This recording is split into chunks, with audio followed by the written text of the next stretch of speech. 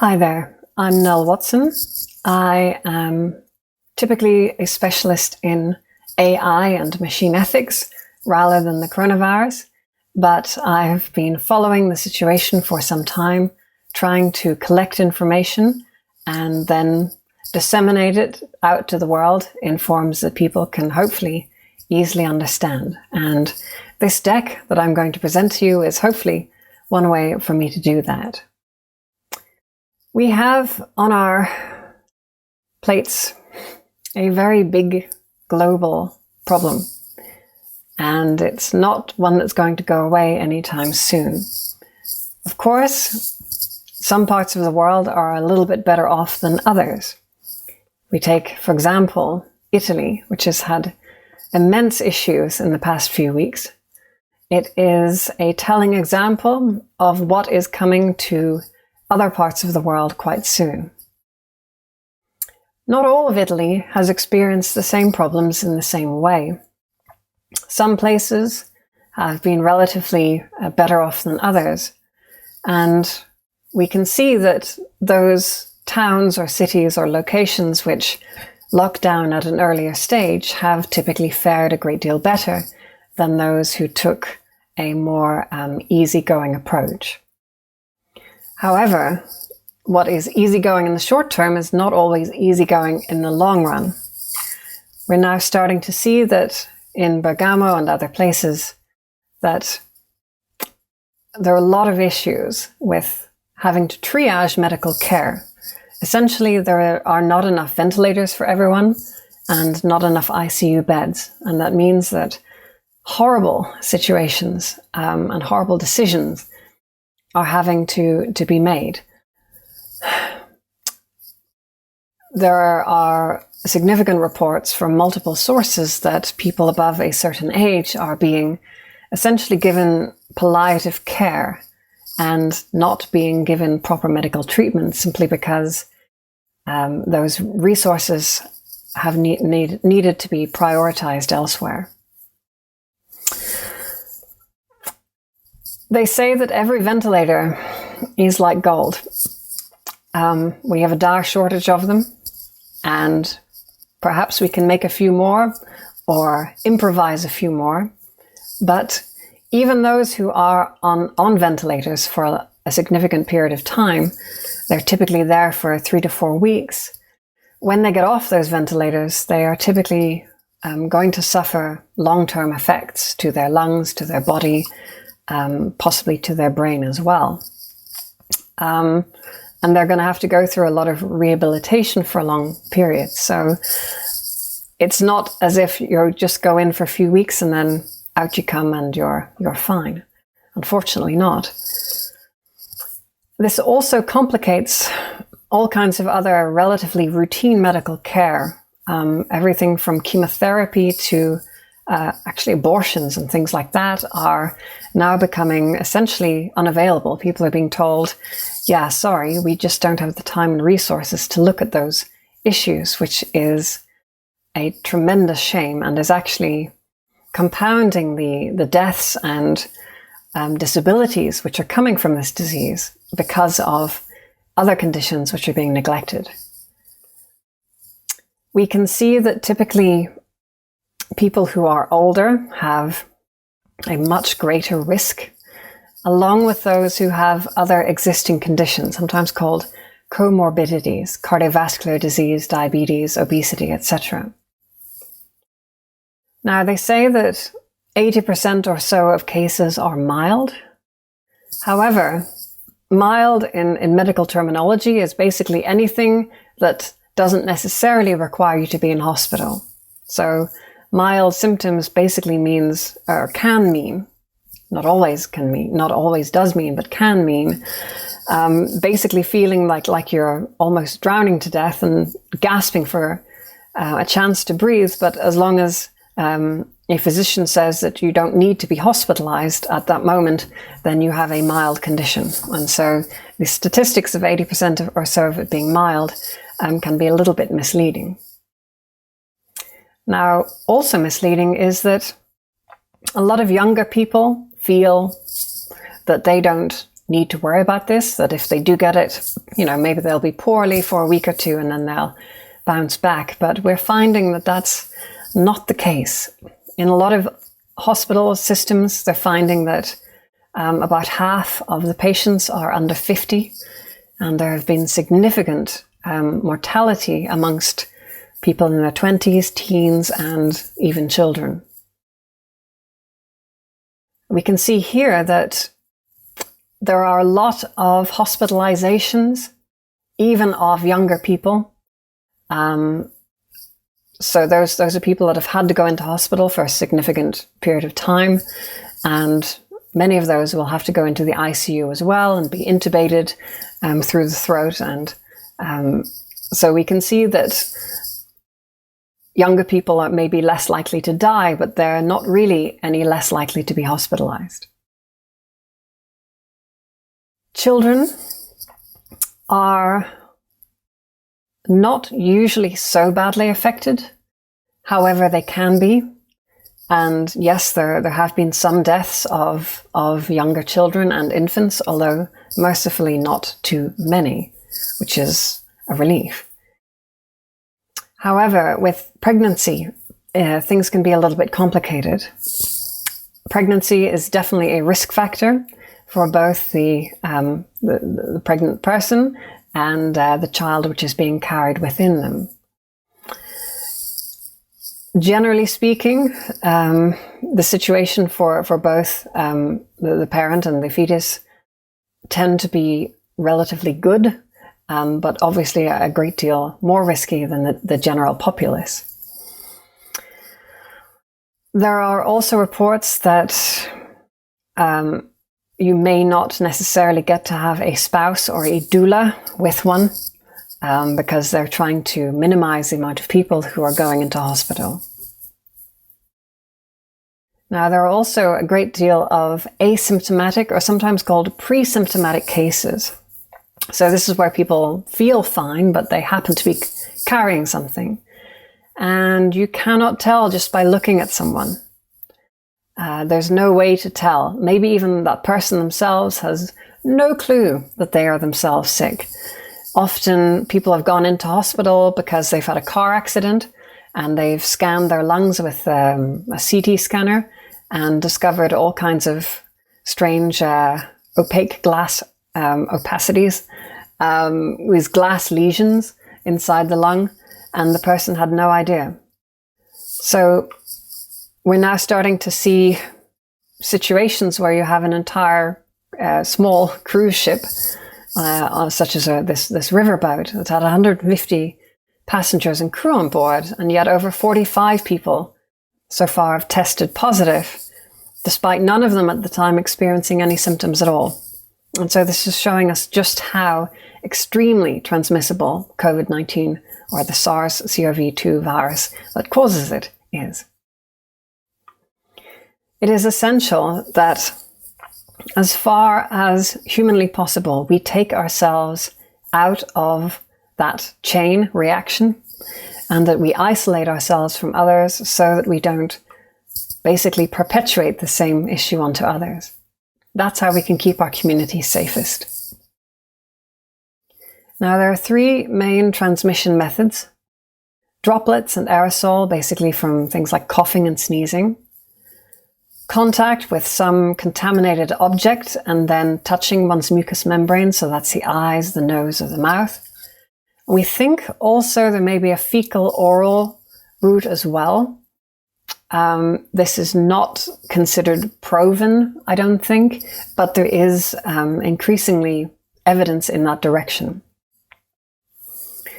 The fecal-oral route is reasonably simple to deal with. Put the lid down when you flush, wash your hands very carefully afterwards, and try to avoid public restrooms as much as possible. Now, when it comes to aerosol and droplet transmissions, aerosols and droplets can spread for a very long distance whenever somebody sneezes, or even when they breathe as well.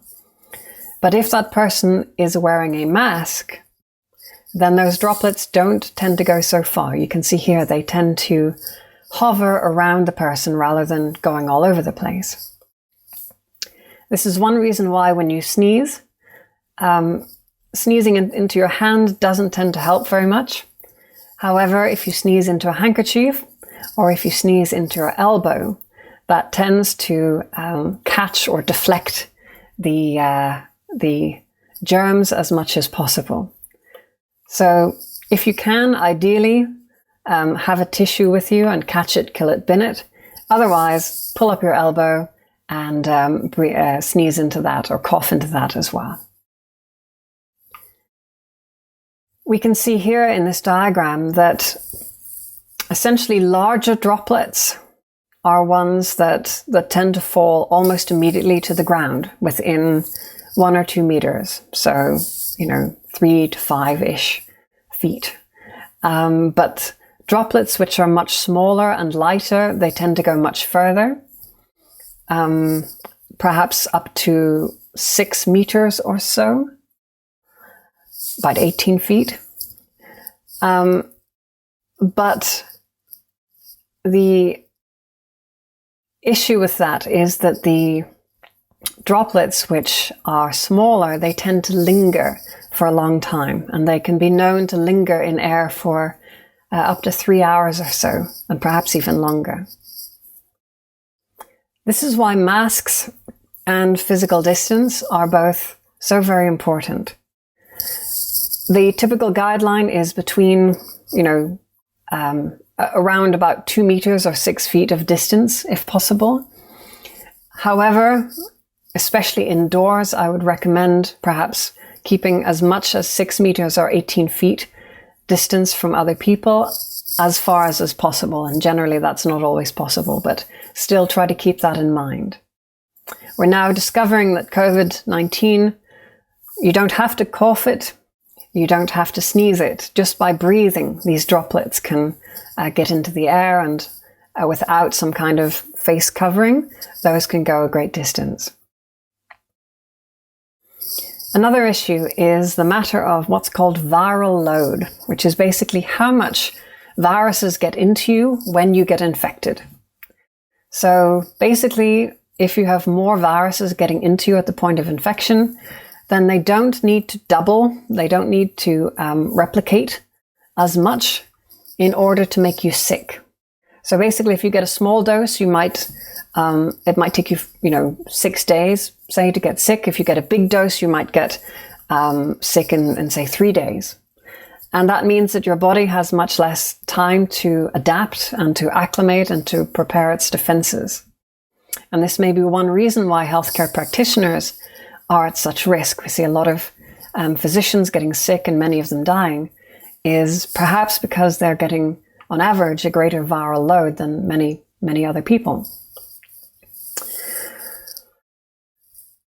Even something like a homemade mask, even if it's not particularly effective in itself, if it manages to reduce the viral load, say by 50%, that may still make a big difference in the actual outcomes of the disease. The person may still get infected, but whether or not it creates serious complications may be changed.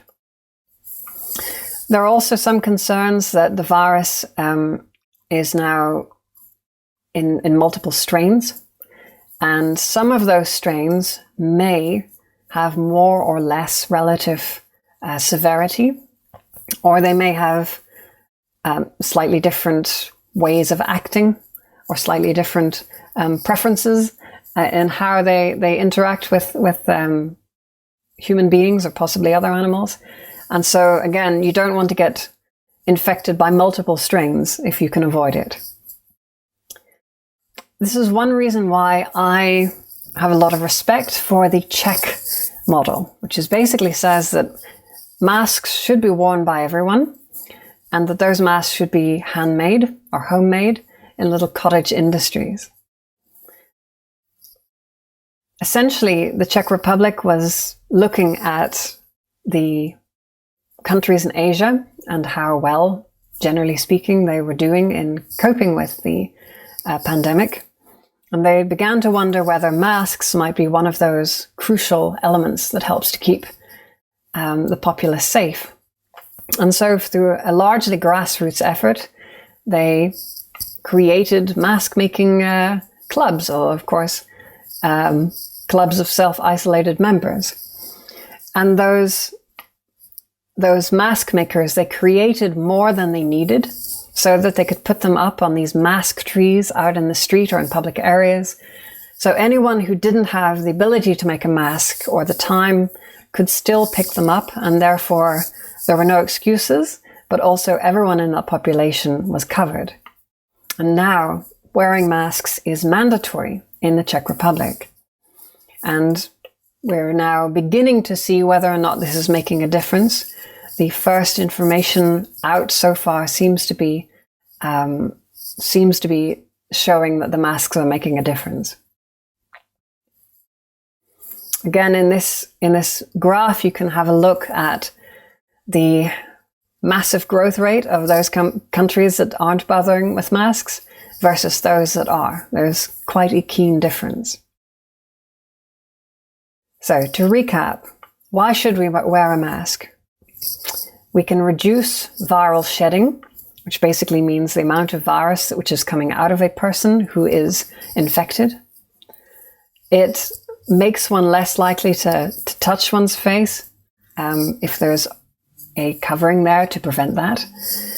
It means that there may be a potentially smaller viral load if somebody happens to breathe in some viral particles. It reminds everyone to keep their distance. It kind of serves as a reminder that this is not a usual situation and that one should be a little more cautious. And also, finally, it helps to spot people that may not be as responsible or may not be as careful. And so if you spot someone who doesn't look terribly responsible or careful, then you maybe want to keep a further distance from them. There are several different kinds of commercial mask types. We've got the surgical style mask, which is typically rated at FFP1 or N80. We've got the N95, quote unquote, fine particle mask, rated typically at FFP2. And then you have the respirator types, which are rated at FFP3 and 100 P100. Essentially, the surgical style masks are designed to protect others. Clinicians wear them essentially to stop patients from getting infected, for example, during operations. The N95 style is typically more there to protect the wearer, to help them to avoid breathing in dangerous particles, whether that's dust or fine particulates, or whether it's viral particles. Essentially, the surgical style masks are not reusable easily at all. The N95 ones can be reused maybe a couple of times or a few days typically. The respirator type can be reused many, many times. So the surgical style mask is best used on a sick person to stop them from shedding viruses. The N95 type is essential for healthcare. And the respirator type, ideally, if you can find one, try to get one that has an integral face shield as well. Also in hospitals, you sometimes see PAPRs, CAPRs, and CBRNs used. These are a little bit more sophisticated. They typically require batteries and engines and things like that. Those ones you're not going to see for sale in many places, but these are the types of masks which we would typically encounter. As masks are in most parts of the world quite hard to find, to reiterate, often the best way to use them or benefit from them is not to use them for oneself, but to put them on a sick person. So for example, if there's a building with 5 people living in it and one of them gets sick, the best way to keep the other 4 from getting illness is actually to put that on the sick person. Please, if you have quality respirators, quality N95 style masks or surgical style masks, please consider donating those to your local hospital or clinic.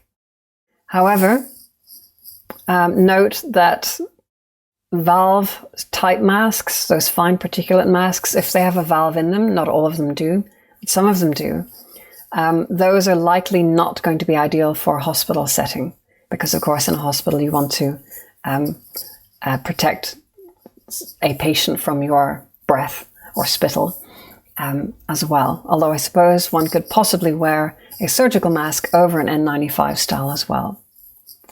There is a dire shortage, so please, if you can, if you have any spare, if you bought a huge box and you're only using a few, maybe give half of that box to your local hospital. Also, hospitals, they may not be aware, but it is typically possible to use international standards. And a lot of the regulatory bodies are now saying, yes, okay, if you have a Brazilian-made mask or you have an Israeli-made mask, and maybe those have a different safety standard, well, that's okay. We can accept those as well if it's equivalent. So wearing a mask is one of the best ways that we can protect each other. It's not about protecting ourselves per se. It's mostly about protecting each other, a population protection. Those FFP1 masks, those N80s, if you will, those can filter about 80% of particles, typically smaller than 0.6 nanometers. FFPs, about 94% protection. FFP2s. FFP3s can filter about 99 to 100% typically. But this means, hopefully you can see that even the surgical style masks, the FFP1 style, are still of some value, right? They're still protecting against viruses to some degree, and they're still reducing viral load. However, these kinds of masks are in such short supply that they must be reserved for healthcare workers or people working in care homes, etc., or the immunocompromised, somebody who is at dire risk and needs to have good protection. Therefore, most of us should make masks for ourselves instead. And also, just as an aside, if you have a family or you have a workplace and you all wear masks, remember to label your masks, right? And when you take them off, put them in a bag and have your name clearly on that bag so everyone knows whose mask is whose. So, how to make masks. I've put up some resources here. There are several different examples that you can have a look at. Lots of people out there are collaborating to design better masks and to make them. And it may be possible to actually improve the masks through other means. For example, adding saline, salt water, adding in soap, iodine, or perhaps even an electrostatic charge may turn a mediocre mask into quite a good one. But I encourage you to do your own research and to discuss with others online. So here are some comparisons of mask effectiveness. So we've got in this graph on the left, we have the protection factor of 3 different types of masks: FFP2, which is kind of N95, surgical mask, FFP1, or a simple tea-cloth, right? And you can see that, as you would imagine, the N95 style is best at filtering, whether it's filtering from inside to outside or outside to in. But even the tea-cloth itself has some value. And if you look at the table on the right, you can see that even the homemade mask is a lot better, generally speaking, than not wearing any mask at all, right? And so this is why a lot of companies, a lot of organizations that run hospitals, etc., are saying, Sometimes the old ways are the best, or maybe not ideal, but the old ways still work, right? And that's the important thing. In the old days, we just had a bit of cloth and then we boiled it. And it was very simple, and but it was reasonably effective. And so we can still go back to these days, right? We can still bend the rules in these crazy times to do what is necessary to help keep people safe in the best ways that we have possible. We must use our ingenuity and our industry to help to solve these problems.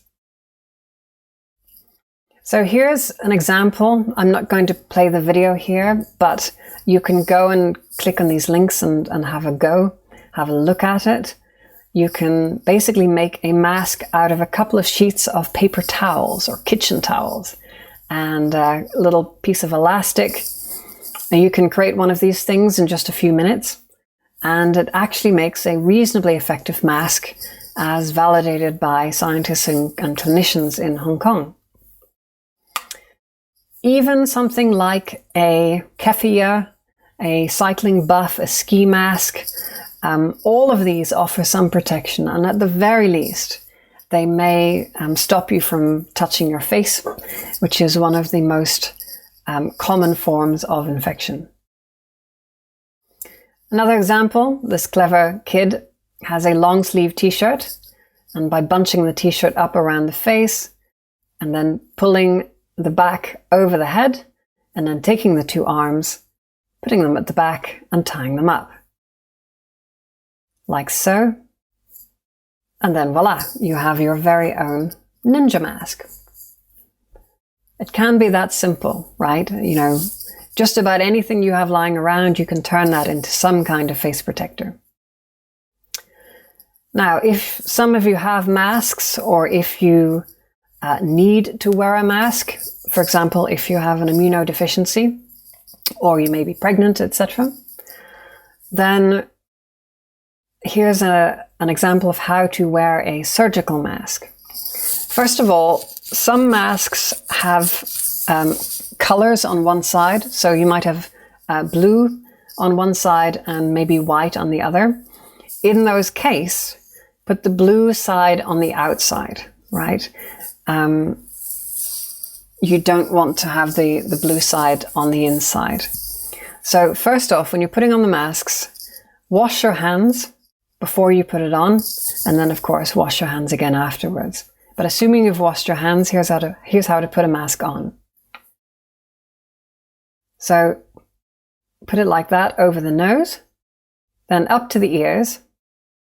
Make sure that it's snug around the nose, and then holding the nose, pull it down to the chin, like so. Don't let it slip down. Don't pull it down to talk to someone. Keep it always like that. Now, to take off the mask, take it off by the ear. Try not to touch the front, and then just kind of peel it off the ear like that. Now, when it comes to wearing an N95, they are broadly similar in many ways, but they typically don't fit on the ears. They typically fit over the head. So select a mask which has the right size for you if you have any options. Maybe you just got a bunch of one-size-fit-all masks, that's fine. Put it under your chin. So make sure it goes under your chin and over your nose. And then you take the top strap and you put that over your head, right? A little bit above the ears, like so. And then the bottom strap, which then goes down to the nape of the neck, like so.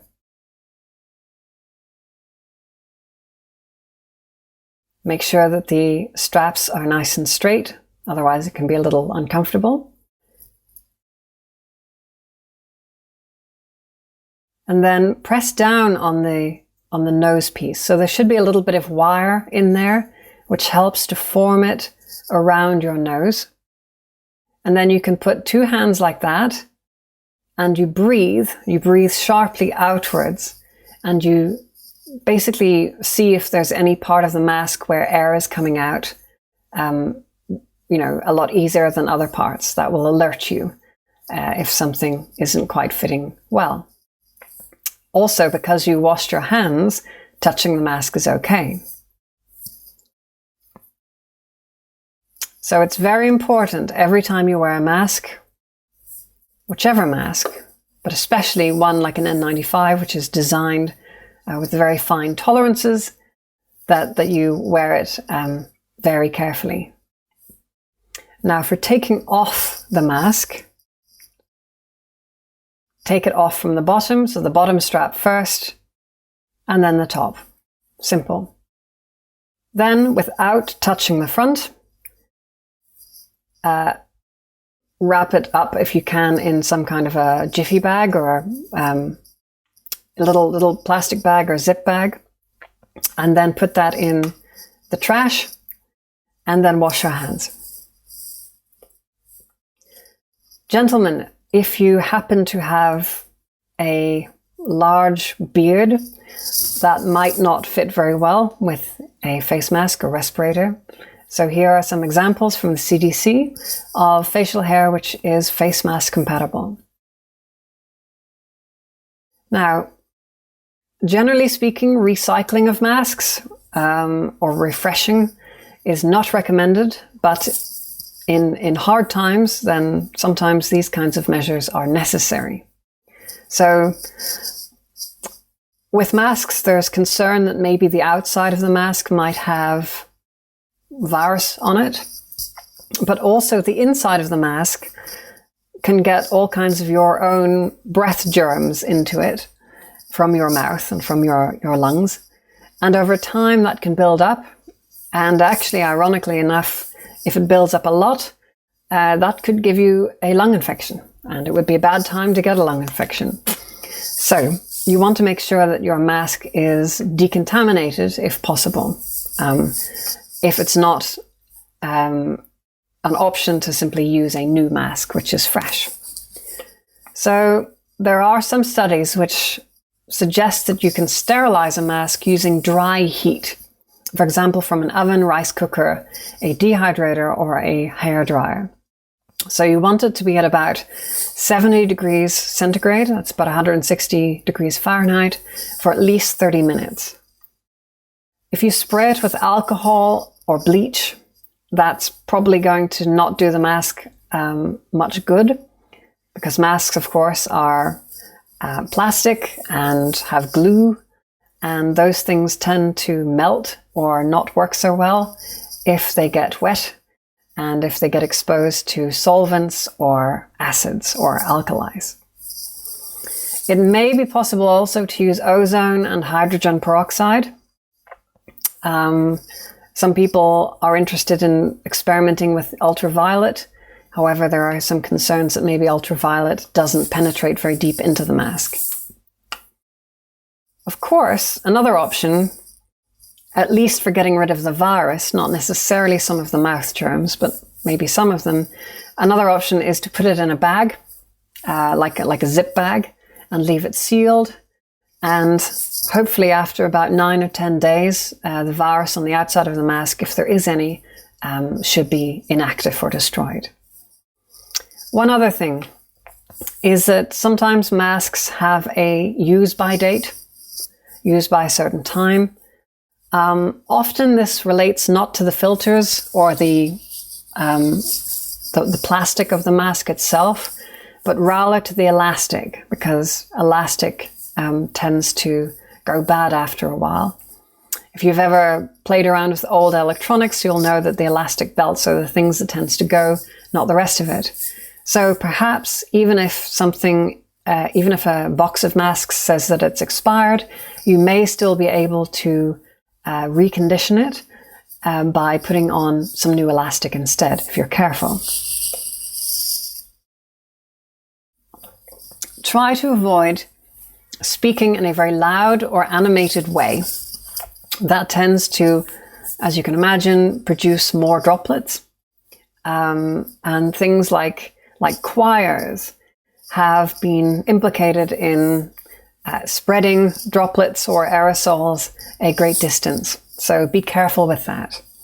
Also, conversely, if you are close to someone and you happen to be able to smell what they had for lunch, or whether their sandwich had onions or garlic in it, perhaps, that means you're probably too close, almost certainly too close, in fact. So that can be kind of an early warning system.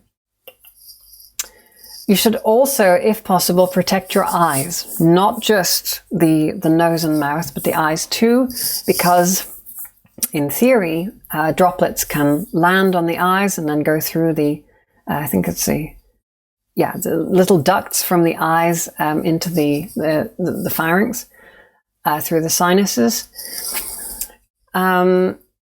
Also, people tend to rub their eyes even without thinking about it. So if you have some protection there, that will help. So things like swimming goggles, safety glasses, ski goggles, or even regular spectacles or sunglasses can still be helpful for that. You might also want to protect your head or get it covered as much as possible. Again, a swimming cap, shower cap, a snood, or a toque or beanie. All of these things can help to create an extra layer of protection and keep virus out of your hair, where potentially, somebody might sneeze and then it lands in your hair, and then your hair goes to your nose, and then next thing you've been infected. So if you can avoid that, that's a good thing. Please don't travel. Please do not travel if you can possibly avoid it. There are all kinds of issues. Even if you can get a flight, you're at dire risk of entering some kind of a lockdown situation, experiencing insurance issues, cancellations, or even the bankruptcy of your airline. And in places like Beijing, they're now obliging that people pay for their own quarantine, which I imagine could be quite expensive. So don't fly unless you have to, especially because there have been reports from SARS-1 back around 2003 or so, where studies suggest that a person who had it then may have given it to a great deal more people on that plane. So, we know that SARS-2, COVID, is super transmissible. So if you can avoid planes, so much the better. Please don't fly. However, it may be necessary. It may be necessary, for example, to support a sick child or spouse, if they need medical care in another place, or if you simply really desperately need to get home and you're not home already. So if you absolutely must fly, these are my recommendations. I would set air nozzles at about 50% in order to create a bit of an air shield around you and your seat. So don't put it up to 100%, I don't think, because that might tend to dry out your mucous membranes, which can make them more easily infected. So I would say about 50% is probably the sweet spot.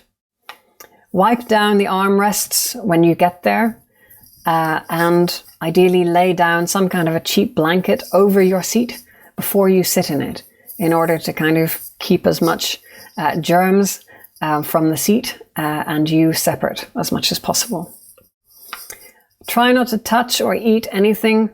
Try not to visit the restroom. And your passport and boarding pass may have been touched by people that have touched literally hundreds of them that day.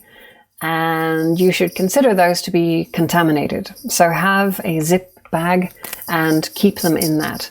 Don't, just take them back off somebody's hands and then stick it straight into your bag or pocket. If you are traveling, something like this might be ideal, this kind of setup.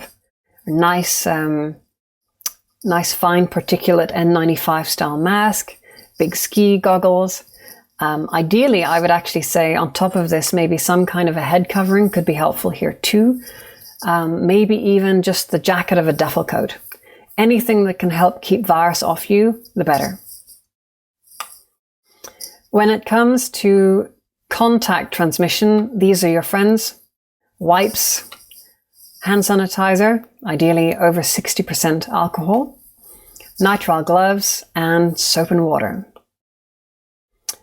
Make sure as much as possible that you do not touch your mucous membranes, right?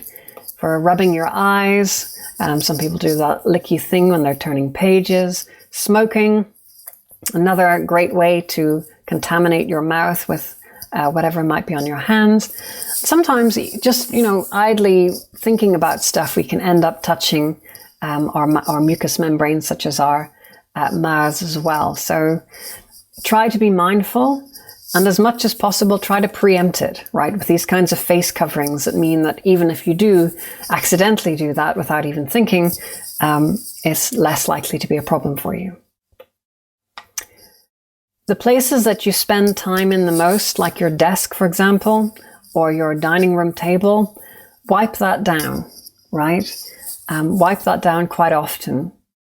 And if you're picking up stuff like a coat that you've been outside in, maybe a day or two ago, try not to shake things, because if you shake things up, then viral particles can go into the air where they could be inhaled.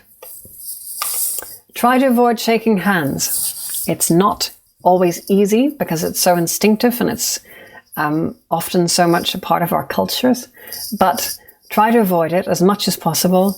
Give them a wave, give them a salute, tip your hat, give them a namaste, whatever you like, but minimize contact, particularly full hand-to-hand contact. Soap foam is your friend. Soap and water break apart oils and fats, particularly warm water. And they also make things slippery. And if they're slippery, then viruses can't attach to them. And also things that destroy oils and fats or kind of pull them apart is perfect for destroying viruses, because the outside of these viruses has a lipid membrane. It's like a little,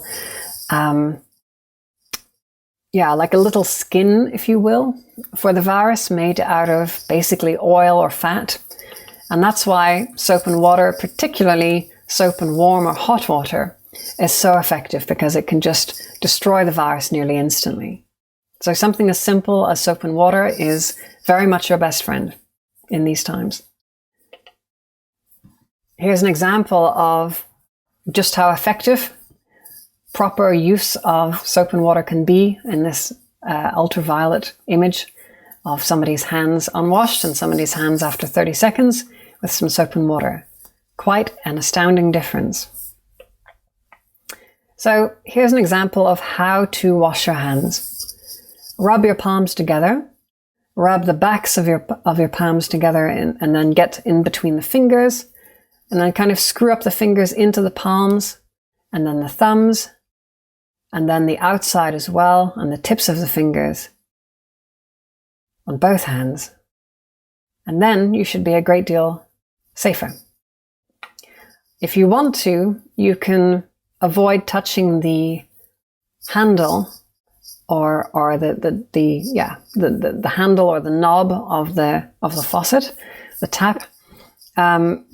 Where possible, use your elbow or take a piece of tissue paper and use that instead, and then dispose of the tissue paper. Only use hand sanitizer if you can't readily get to soap and water, because it's not as effective typically as soap and water, unless it is, very high quality, very high alcohol based. Keep it as wet as long as possible. There's a temptation to sort of do like that and wave your hands around because it's sticky and tacky and that's a bit gross. But try not to do that. Try to keep it wet as long as possible, because that's when it's doing its job. You can also make your hand sanitizer, because of course it is such an essential commodity these days. There are 2 examples here from the WHO, 2 different formulations. One using regular alcohol, ethanol, and one using isopropyl or rubbing alcohol. Now, if you're doing this, you must promise me, follow the instructions to the letter, because a lot of people have been hurt because they thought, I can do things my way, and I'll make a better hand sanitizer by mixing different things together. And in the end, they made some sort of horrible concoction which ended up hurting themselves or others. So never mix isopropyl and bleach, or bleach and ammonia. That will tend to produce chlorine gas. Similarly with bleach and vinegar. And don't mix hydrogen peroxide and vinegar either.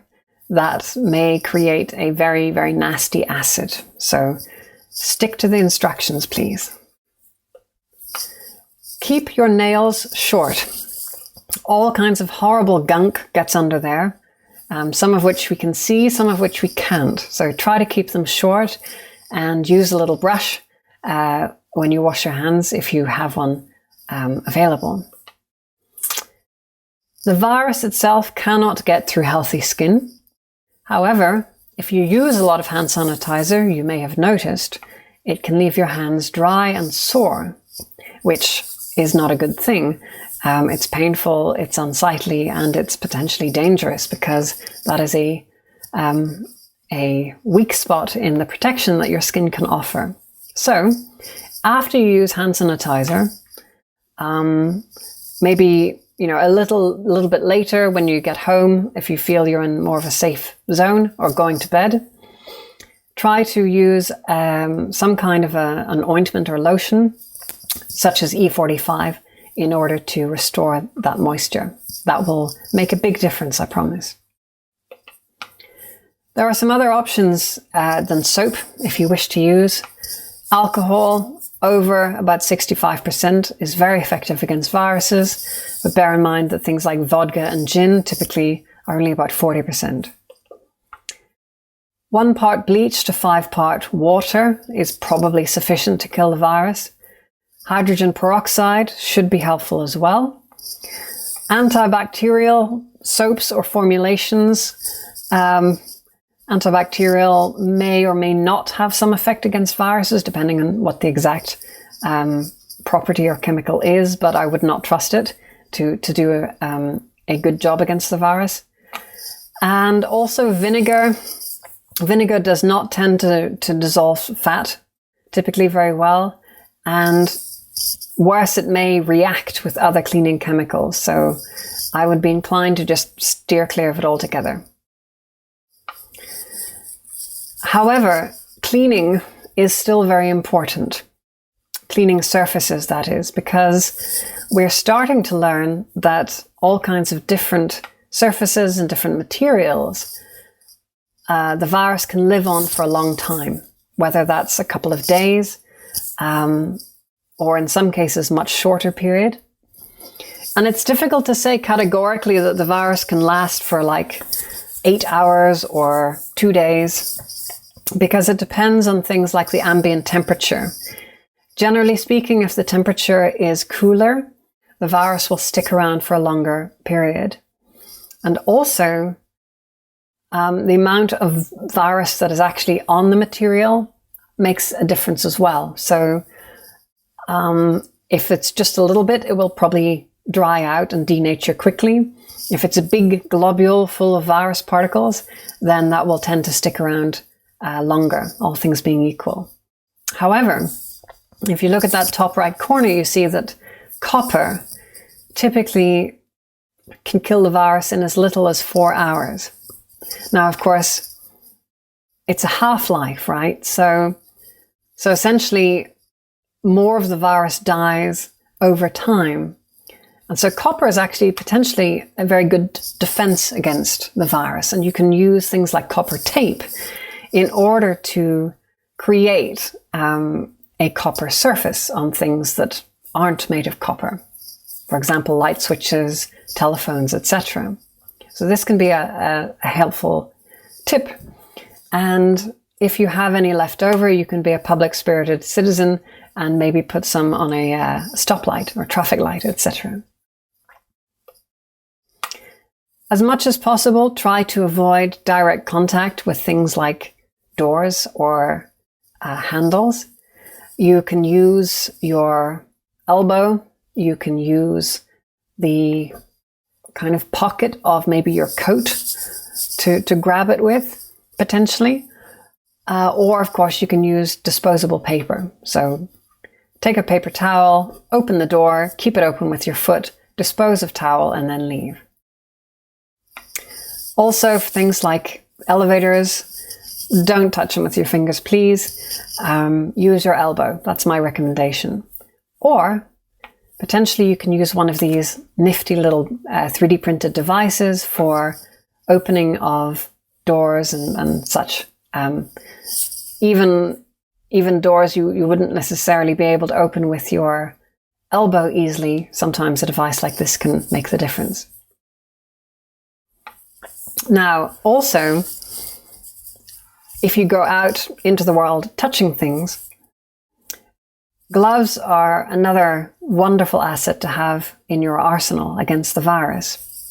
But if you're taking off gloves, you should do it in a particular and careful manner.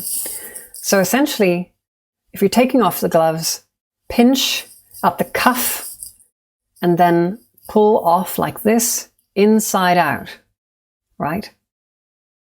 And that way you have a glove which is inside out, and then you put that into your other hand, bunch it up, and then take your now naked finger and put it on your forearm, and then poke that in under the cuff of your other glove, and then pull that off like so, inside out as well. And then you have a reasonably safe and sterile thing that you can then immediately dispose of and wash your hands, of course. Please clean your phone. It is gross. I don't need to know you in order to know that it is gross. Disinfect it, please. It's one of the filthiest things in our home, and it stays very close to us and intimately with us all day long.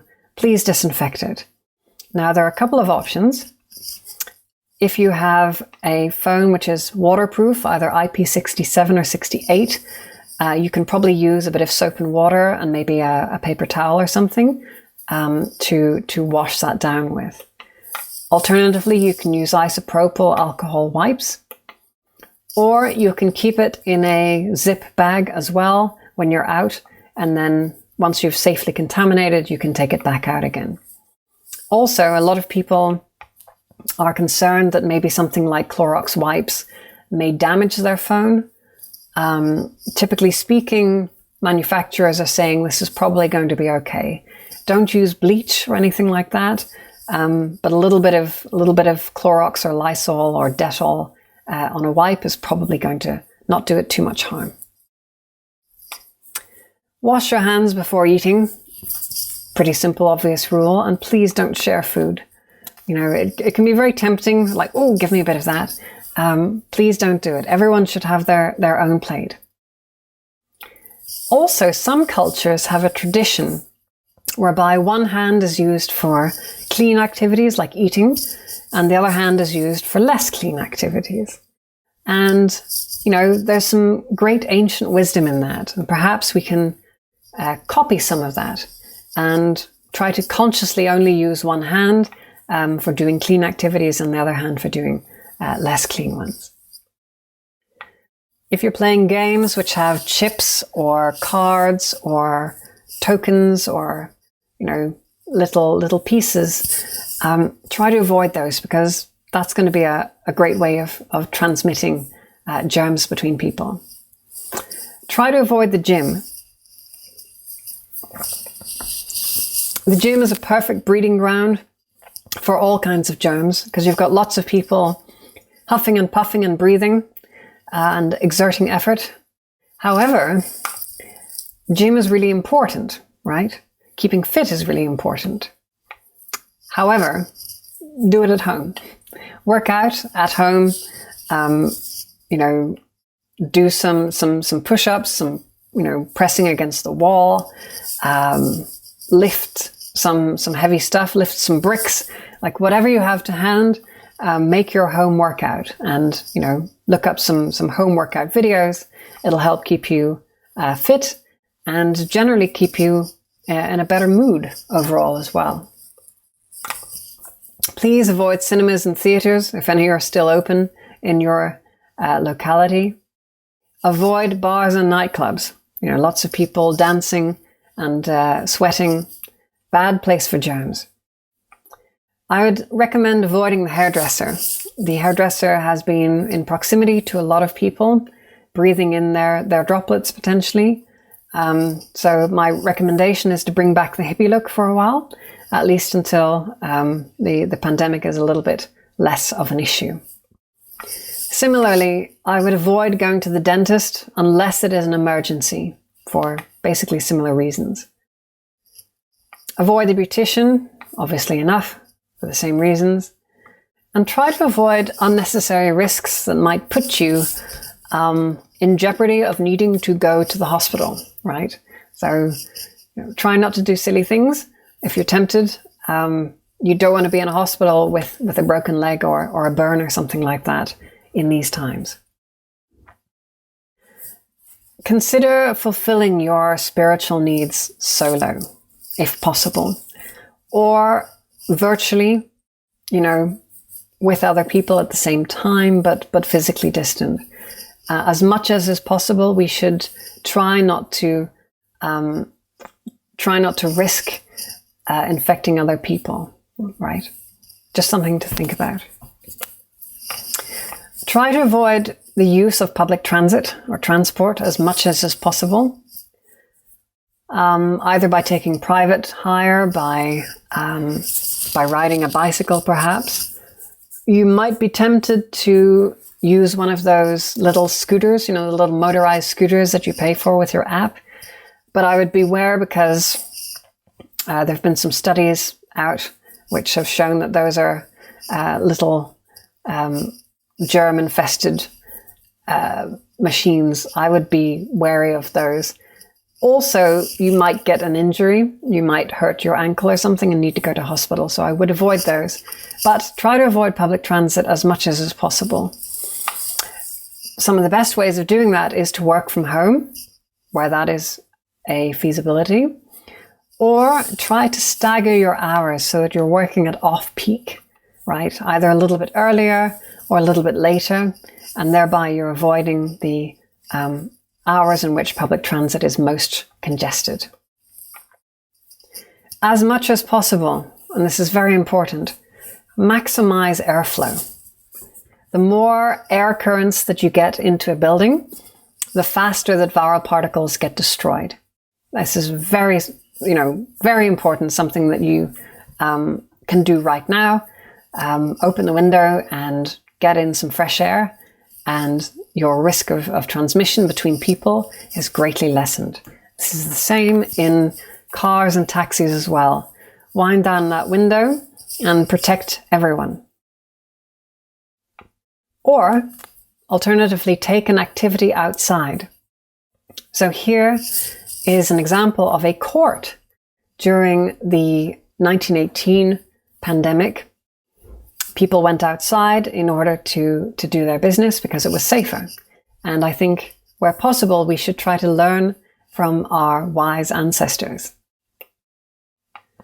There have been some studies which suggest that high temperature and high humidity may reduce the transmission of viruses such as the coronavirus.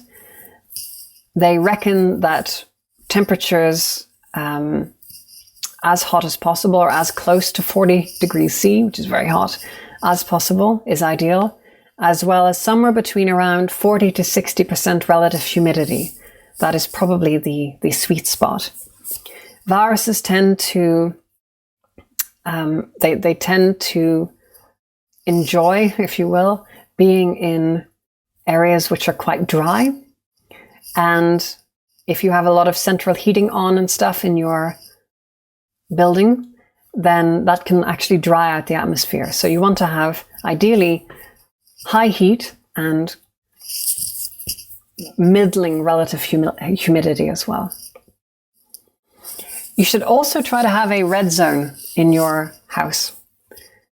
A red zone is where you can store temporarily any item which may be contaminated or which you think might have something on it. This is typically done by the entrance to the home.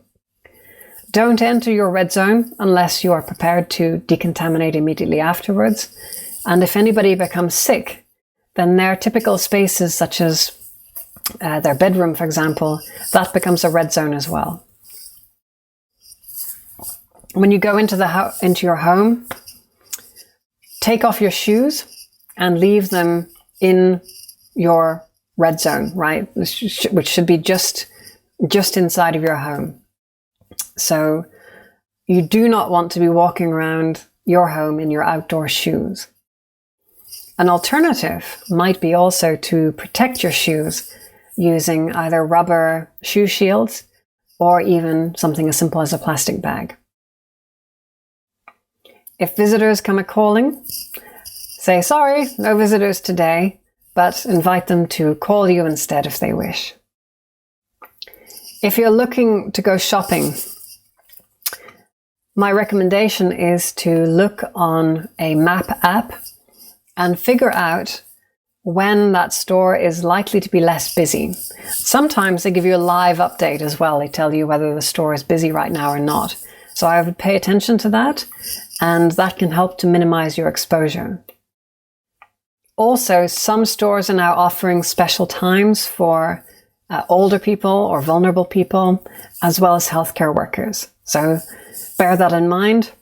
You might get there very early and find that it's still not accessible for an hour, or maybe you can make use of these extra availabilities. A lot of people are in the habit of using reusable bags, like tote bags.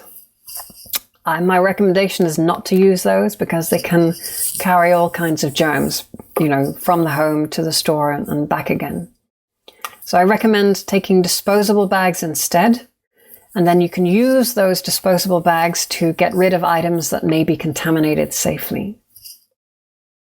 When you get to the store, wipe down the handle of the shopping cart or the handle of your basket. Or alternatively, put your hands on some part of the wire cage instead of the handles themselves and push the cart that way. I like to think of Alanis Morissette when I go out to the grocery, because I like to keep one hand in my pocket and the other one holding a grocery bag. And this helps to remind one, where to put one's hands and not to be touching one's face, etc. Just the more mindfulness that you can bring to that, the safer you're likely to be. When you pay, as much as possible, go contactless, either with your phone or using your contactless part on your credit card if you have one. When you get home, don't put the virus in your fridge. Wash produce, ideally washing them with a little bit of soap first and then washing them again to get the soap off. Or if it's something which is impermeable, like plastic, you can wipe it down. And another thing you can do is you can create kind of a contaminated zone and a cleaning zone in your kitchen. There's a great video here by Dr. Jeffrey Van Wingen, and he basically takes his kitchen counter and he makes one half of it for putting down your groceries in their bags, and the other half is for kind of a staging area whilst you clean those groceries and disinfect things. Bear in mind that if you're ordering through shopping apps for groceries, that a lot of them are either not accepting new customers or they have a backlog of weeks. And some of the staff are getting very frustrated and threatening to go on strike, etc. So order well in advance of your anticipated needs and try to have a backup in mind in case your order doesn't come through, or you even get somebody else's order by mistake. This does happen. When you get an order, if it's non-perishable, you can set it in your red zone for ideally up to 5 days, or you can rub it with disinfectant, or you can carefully pull it apart and dispose of everything very securely and very carefully. Again, try not to rip into things, because that can help to spread viral particles. please, please, please do not lick stamps. That is a perfect way to contaminate the entire mailing system. Please just don't do it. Take some water from a glass or something, and use that to lick stamps or to lick the envelope if it's one of those ones that you lick instead of have the sticker. Just don't put your mouth on the mail. Please don't. Now, some parts of the world are not quite as affected as others. Some parts of the world still have restaurants open or available. If that is the case, I recommend not eating in a restaurant if you possibly can. But if you must, then enjoy it al fresco. Take it outside or order ahead and pick it up to go. And a lot of restaurants are now moving to drive-through, etc. models only. There are some procedures for takeout food, and I recommend having hot food which is likely to have been heated already to a high temperature. That will be generally safer. But when you get your takeout food, wash your hands, then take out a bowl and put the food into the bowl, and then carefully throw away the restaurant containers. Wash your hands again, and then thoroughly heat up the food to above or at least 70 degrees C for several minutes. And then anything that the original container may have touched, disinfect that as well. So that should hopefully help to keep you safe if you order takeout food. You can also ask for the takeout to be left at your door rather than needing to physically pick it up off anyone. I would please ask you to tip your rider very generously and to be forgiving if there are like food substitutions, etc. In these quite trying times. Now, although a lot of us are sitting around at home in self-isolation, it may still be quite safe to go outside and enjoy nature and take a walk, unless there is some kind of a curfew going on. However, I really recommend staying at least 2 meters away from anyone, and ideally as much as 6 meters away from anyone if you can. As well, carry your ID. Write down your intended activities before you leave so that you can kind of pull it out of your pocket and show that you are basically doing your flight plan as intended, and you're not just off on a jolly if somebody questions you. You may decide to enjoy a picnic. This can be a wonderful way to get out of the home and enjoy some safe time in the sun, which is good for morale or for birthdays, etc. However, please find a quiet and isolated place, right? Don't decide to go for a picnic in the park when there's so many other people there as well, right? Go somewhere very quiet and remote. You may also decide to go camping. That can be fun too. A little bit of a strange vacation from being in the house. However, please, please don't go to popular places to go camping. Find some other little corner. However, be mindful of your security if you're in a remote place, and also make sure that you respect the local laws and any local ordinances about camping, right? Don't camp on somebody's private land, for example. Now, there have been some disturbing reports that it may be possible for dogs and cats to catch the coronavirus, and ferrets also potentially. However, there is no evidence at all, as far as I'm aware, that anyone has been infected by having contact with one of their pets, right? So the pets may be able to contract the virus, and some of them may get sick, but there's no evidence that anyone has yet picked up a virus from their pet again, right? However, it may be possible that your pet could be carrying something on its fur, or on its paws.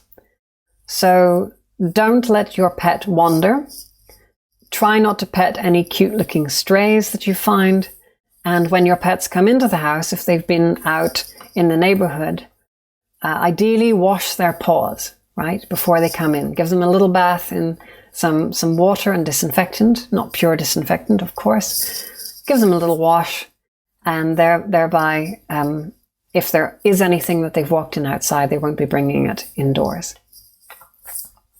You should be mindful that a lot of animals are now acting in strange ways, simply because a lot of cities are now so desolate that the animals can come in. So we're now starting to see wild boar in Barcelona and coyotes wandering around San Francisco. So be mindful of that. You may encounter strange animals or animals which behave in strange ways because they're very curious, or maybe they're very hungry, because a lot of animals depend on the mess that humans leave behind. And if they're not getting that, then they might be feeling a little desperate. Something to keep in mind is it's a good thing to have your last will and testament and your payable on death instructions in place, which will give you a lot of peace of mind, and perhaps peace of mind to those in your family too. Have a look at your will, your estate plan, and your medical proxies if you have any. And think about those that you may have asked to be your guardians of children or pets, or the trustees or executors of your affairs. Because some of them it's possible they may perish during the pandemic. And so you should consider maybe adding a few more just to be sure. I recommend checking out your life insurance policies and health insurance. That will also give you peace of mind. And one other thing, it's a little bit difficult to talk about, but you might want to consider making a living will.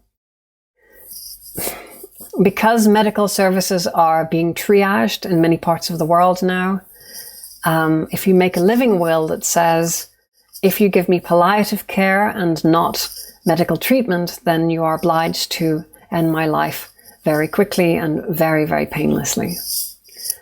Again, rather an unsettling thing to think about, but I thought I'd bring it up just in case. If you are getting documents notarized or signed or looked at by a lawyer, use your own pen. Don't write things with somebody else's potentially germy pen. There have been some studies which strongly recommend using vitamin D. They say that those taking vitamin D supplements may have far fewer chest infections or serious complications from chest infections. In the study, in this meta-analysis, they recommended that people take about 10 micrograms daily of vitamin D. And if you do, the supposition is that you will be at probably less likelihood of developing significant complications if you do get COVID-19. And this is especially important for people who live in high latitudes, so that's very north or very south of the world, who happen to have darker skin. Because if you have darker skin, then it's harder to get vitamin D.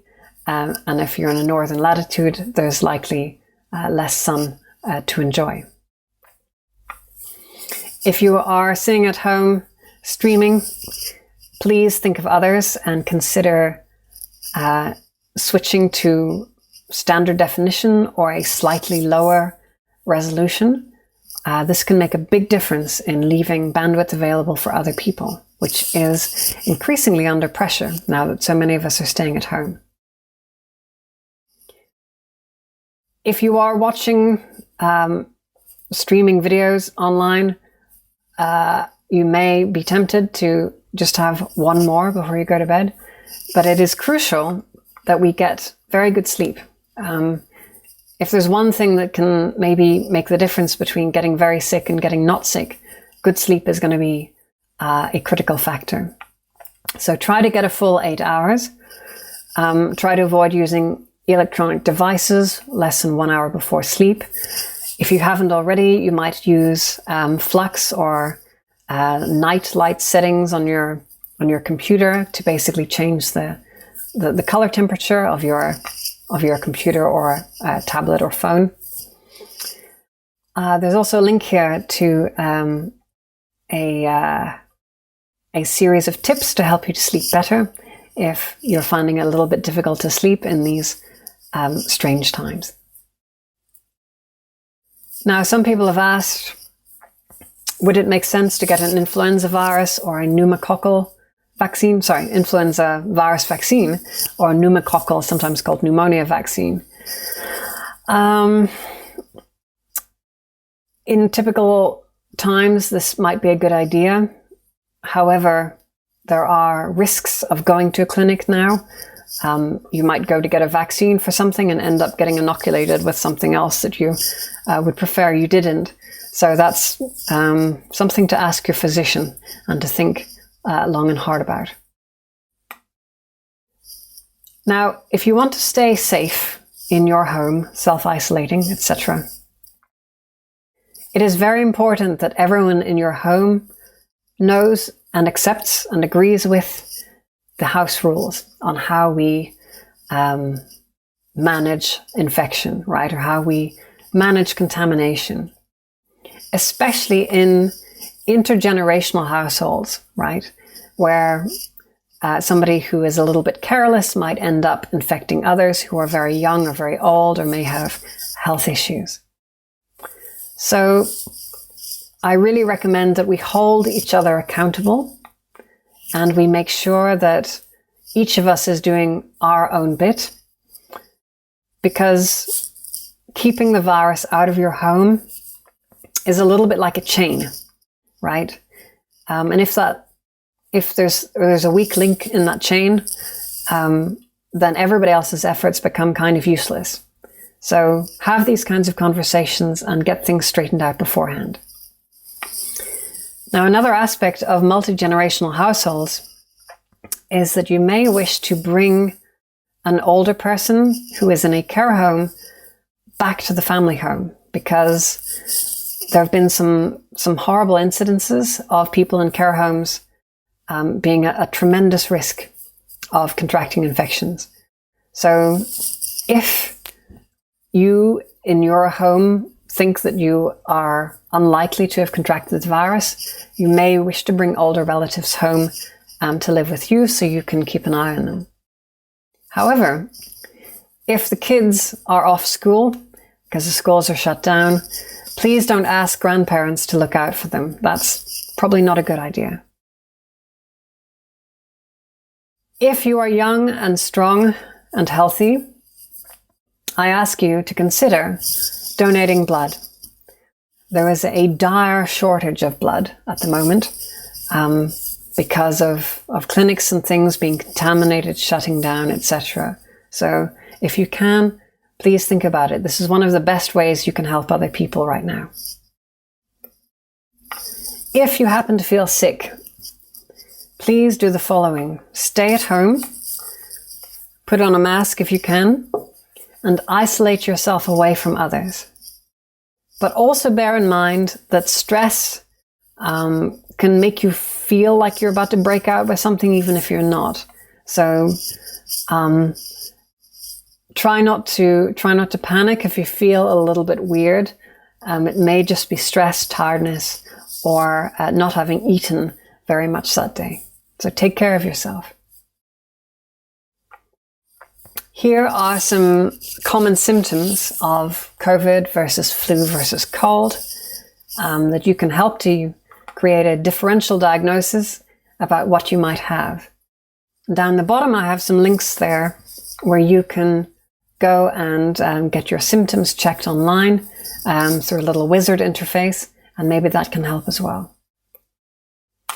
Now, one of the first symptoms that a lot of people are reporting is a lack of smell, and with that a lack of taste sometimes as well. This is sometimes called anosmia. And this is sometimes the only warning that somebody gets that they may be sick, right? They may have no other symptom at all except a loss of scent. So this is something to bear in mind if you suddenly think, this food tastes very bland, or I'm not able to smell my aftershave today. Something else is that there is some discussion.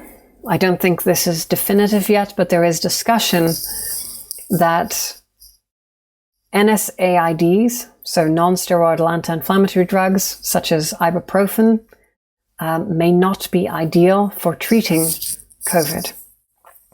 So aspirin, ibuprofen, and indomethacin are 3 common NSAID drugs.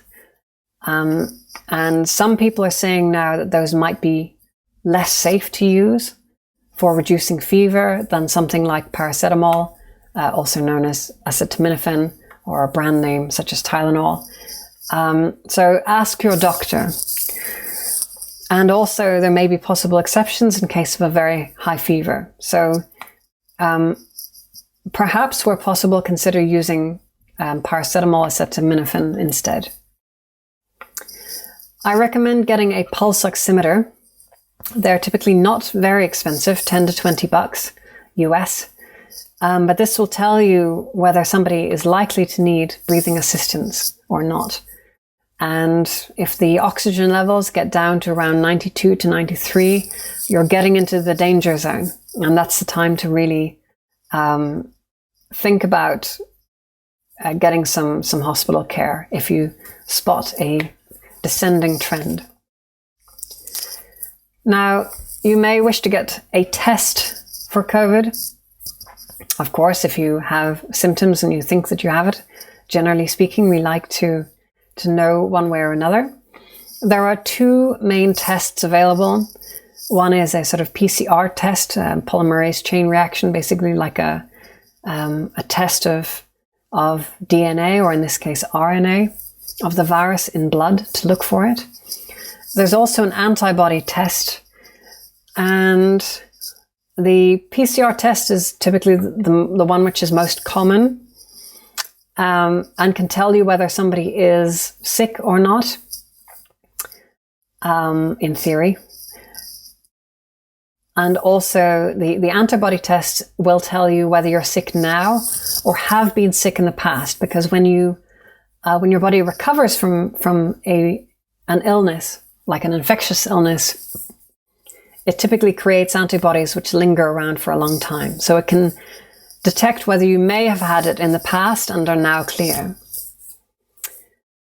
However, a negative test doesn't necessarily mean that you don't have the virus, especially because you may not yet be producing a lot of virus, right? You may be kind of early in the infectious stage, or your test may not have worked. So there are a lot of false negatives, sometimes false positives as well, unfortunately. So try to find out the sensitivity and specificity of your test and whether or not it is reliable. Also, it's a good idea to take a test a couple of times if possible. So this will give you more surety as to whether you have a false negative or false positive or not. As an aside, population testing is one great way of figuring out the extent of a contagion. And it's possible to do something called pooled samples. Now, this is more for lab technicians, etc. But the idea is that basically you take a whole bunch of swabs from lots of people and you put them all together and you test that whole thing, right? And therefore you kind of know whether any of that dozen or so people have the disease or not. If you get a positive sample, then you split it and test it again. And so this can actually be a much more efficient way of conducting large-scale tests on lots of people when test kits are in short supply. Now we come on to food pressures. There are significant food pressures going on in the world already now in this time. And unfortunately, going into the second half of the year, I think food pressures are going to probably get a little stronger. So we're seeing examples from China during their major problems in January, February, that a lot of food got wasted. Whether the farmers couldn't take care of their farms, or they didn't get enough migrant laborers, or they couldn't get food to market, a lot of that food ended up being wasted. And so that means, on balance, there's going to be less food in the world this year. And so food prices are likely to be more expensive. On top of that, China and maybe some other places as well are facing swine fever and bird flu. So two other germs, two other viruses are out there which are disrupting the production of pork and chicken. Also, we're now seeing locusts. So massive locust swarms have descended in a wide belt from Sudan all the way through to Western China. And these are devouring almost everything that they come across. And this is kind of a big problem. It's creating major food pressures in a lot of parts of the world. And that is also going to contribute to food insecurity in different places. They say that it never rains, but it pours, right? Well, unfortunately, it's bucketing out of the heavens in 2020. However, I think that we will still have enough food for most people if we can distribute it. But again, food prices are likely to get more expensive, probably in the second half of the year. Just something to bear in mind. You may like to start a little victory garden, and you can put this just about anywhere, like on your balcony, hang it out of a window. You don't necessarily need soil to grow something in. And it doesn't necessarily take very long either. You might think that you might need to grow vegetables for a whole year, but actually a lot of foods can be grown quite quickly. And, you know, these foods have a lot of nutrition in them, a lot of iron, a lot of micronutrients. This can be a great way to get nice, fresh food and all of its nutrition into you. We've seen an economic earthquake the last several weeks. A lot of back and forth. Looks kind of like the moment magnitude of an earthquake to me.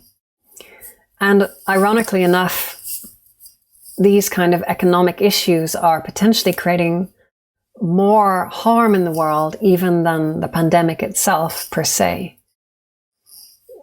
We've seen about 3.3 million people go on unemployment benefit recently in the US and in many other places as well. And these kinds of pressures are probably contributing to some people being singled out for attack for their perceived difference, which is awful. And on top of this, we're seeing significant disruption in society as well, of prison breaks in Italy, Brazil, other places in Iran and the US. They've simply decided to let people out of the prison because they're more trouble in the prison than out. And so all of this potentially creates more societal disturbance as well, unfortunately. We also have seen examples of cities like Portland in the US where the police say that we're not going to respond to any crime which is not of a life-threatening nature. So if somebody, mugs you or takes your stuff or breaks into your house, the police aren't necessarily going to come to save you. So it is important to think about our personal safety and how we can maximize that, both inside of the house and outside. This is why it's especially important to get to know our neighbors. What you can do is you can put up a note or a flyer in a common area or a street, and put up your phone number, for example, or an email address, and get people talking to each other, right? There's a little template there you can use to sort of say, hello all, my name is so-and-so, and I'd like to get to know you better in these crazy times. You can also connect on things like nextdoor.com, kind of like a social network neighborhood watch scheme. That's a good way of getting to know other people and understanding what may be going on in your neighborhood. Please, if you can, offer to help more vulnerable people to get in some groceries, particularly heavy things like cans or big bags of cat food, etc. Help them if you can, please, but try to remember to wear gloves. You don't want to contaminate anything that you're giving them either. We are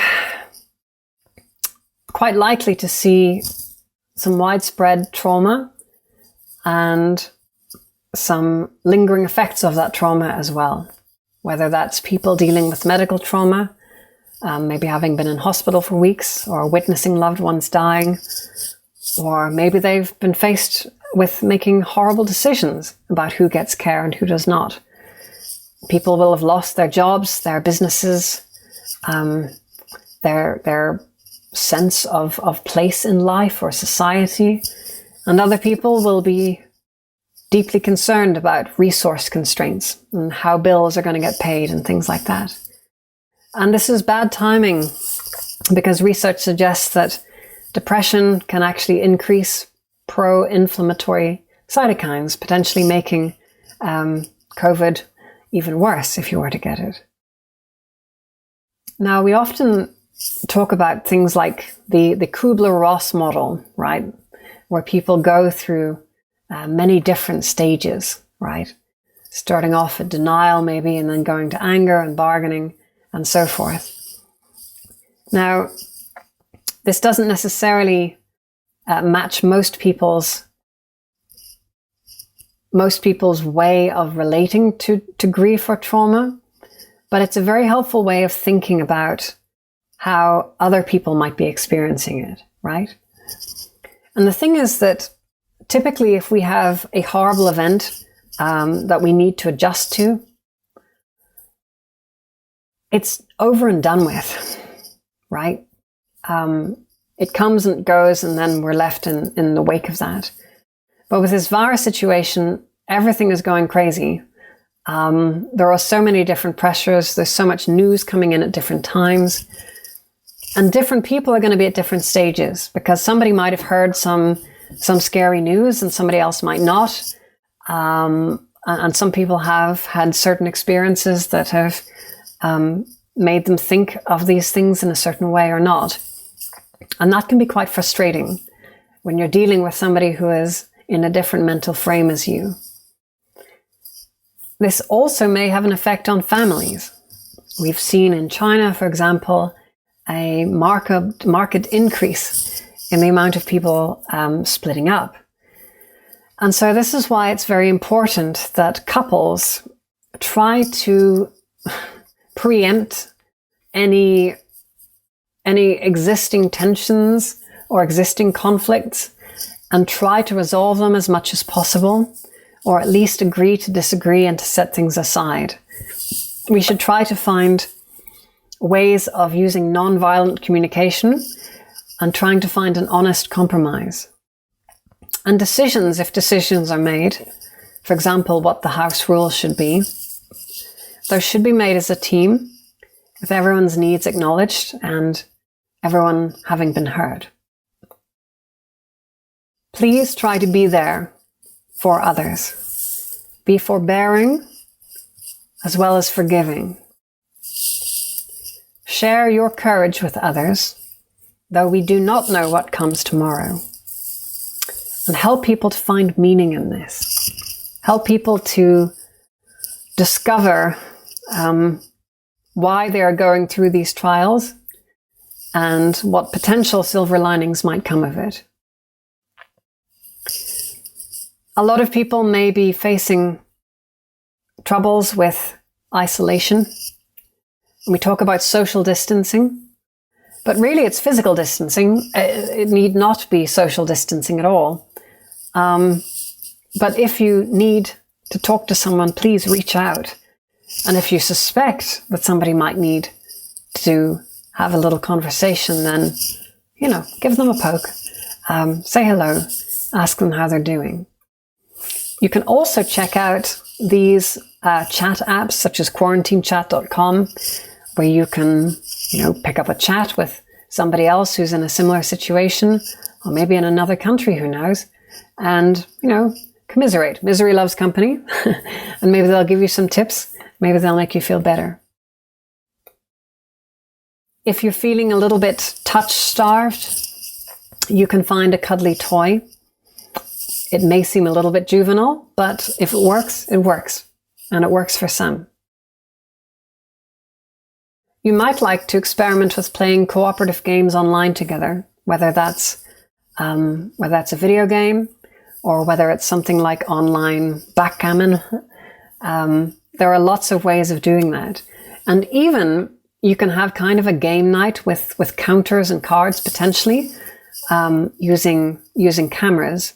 It's a little bit tricky, but it's possible. There's a link down there, CV Virtual Game Night, you can check out. As much as possible, I really recommend trying to maintain your regular routine. So keep your space tidy and neat. And, where possible, eat meals at the table and try to get up and go to bed at normal times. It's not always easy. The tendency is to get up at like noon, maybe. But try to keep a good routine. It will be very good for your physical and emotional health. Also, good for that is sunlight, right? That will help with your vitamin D intake, and it will help your mood as well. Try to find some quiet time for everyone, even if there are a lot of people in a small space. Find a way to get some quiet. Find a way to get some peace, some me time just for you. And you may like to think about finding a creative outlet, some way to sublimate your emotions, right? To get your emotions out of you and into something else through some kind of productive means, which could be art, it could be making masks, it could be writing a journal. Whatever is out there, whatever can focus your little monkey mind and give you more peace in your brain, then do it. You might also decide to use some of your creativity in helping to make ventilators. We have a desperate need of ventilators, and by helping to make ventilators or helping to design ventilators, you can literally save maybe dozens of people's lives, maybe hundreds. It is also possible to potentially, as an experiment, run multiple ventilations for patients off one ventilator using these kinds of splitting tubes. Now, the patients, as I understand it, would need to have a similar lung size, but it may be possible to run 2 or 3 patients off one ventilator with a little bit of ingenuity. And some people have been using 3D printing to either create valves for ventilators or to help to create face shields and other kinds of PPE. And there are a number of different projects out there that are working on this. I recommend checking out the open source COVID-19 medical supplies group on Facebook. And also, for example, having a look at Medtronic's open source ventilator. They open sourced one of their ventilators so people can make it at home. Another alternative is using CPAPs or BiPAP. ventilators. Now, there's a lot of concern that those can aerosolize viral particles if somebody has a virus. And so one way of getting around that is to create this kind of helmet device. And therefore, you can kind of have your cake and eat it as well. You can use these systems without producing a lot of viral issues. And so we can save more people. There are other options. It's possible to make a sort of pseudo N95 using everyday hospital equipment, ventilator, anesthesia mask, and some elastic straps. However, another opportunity is to instead, or maybe in addition, take the ventilators out of the hospital room and put them in the corridor. Because sometimes doctors and nurses, clinicians, they may use up to 50 goggles or N95s in a single night of taking care of people. And mostly that volume of use is because they're putting them on and taking them off to avoid cross-contamination. So if you put IV pumps and ventilators outside, then they can be readily serviced without having to go into the actual room so often. And this can save a great deal of PPE. However, one must be careful of CLABSIS, so basically infection of tube lines. Ideally, keep them off the floor. Finally, I'd like you to think about this whole situation from a philosophical perspective. We're going through some painful times, but when we feel pain in our body, it's usually the stress that we feel in our muscles when we're lifting something that's a little bit outside of our comfort zone, right? Something that's a little bit too heavy or a little bit unusual in how we're doing something. And so it kind of obliges us to grow into that. And it's supposed to be uncomfortable. That's how our body knows that we still need to grow in order to do that.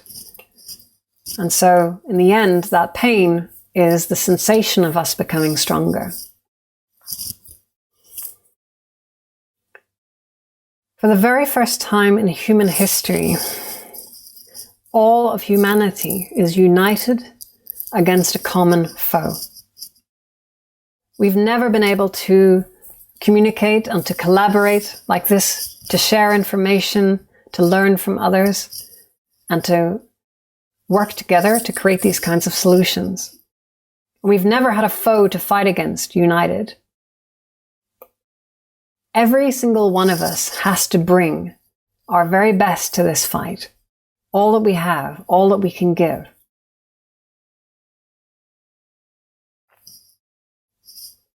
We need to work together to strengthen our society and keep civilization on the rails.